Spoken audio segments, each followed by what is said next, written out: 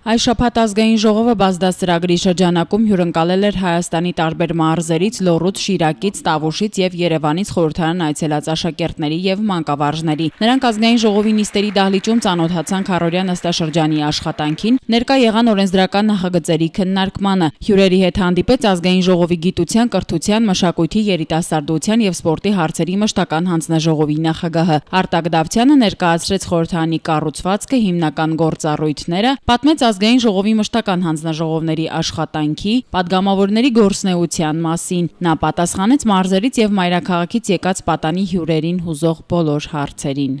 Առաջին այցելուները Վանաձորի մի շարք դպրոցների, Եվրոպական քոլեջի, Պետական մանկավարժական ինստիտուտի հենակետային վարժարանի եւ Էվրիկա քոլեջի սաներն էին։ Լոռու մարզից Երևան ժամանած աշակերտները եւ մանկավարժները հանձնաժողովի նախագահի հետ զրուցեցին իրենց հետաքրքրող թեմաների շուրջ։ Արդիական թեմաները բազմաթիվ էին, դրանք առնչվում էին Վանաձորի մշակութային կյանքին, ուսման վարձերի բարձրացմանը, կրթական բարեփոխումներին, դպրոցների մրցունակությանը։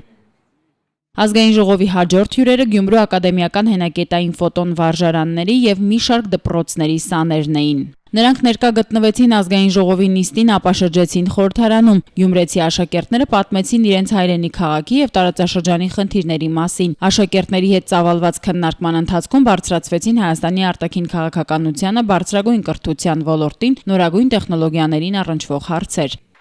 Տավուշի մարզի սահմանամերձ Վազաշեն գյուղի դպրոցի աշակերտները նույնպես այցելեցին ազգային ժողով եւ հետևեցին օրենսդրական գործընթացին։ Սահմանամերձ գյուղից Երևան այցելած աշակերտներին ուղեկցում էին Վազաշենի գյուղապետը եւ մաթեմատիկայի ուսուցչուհին։ Զրույցի ընթացքում Լորիկ Բադիրյանը եւ Զինա Աղաջանյանը ներկայացրին համայնքի եւ դպրոցի խնդիրները։ Աշակերտների հետ զրույցը ծավալվեց սահմանամերձ գյուղերի պաշտպանության, գյուղական դպրոցների եւ դասագրքերի շուրջ։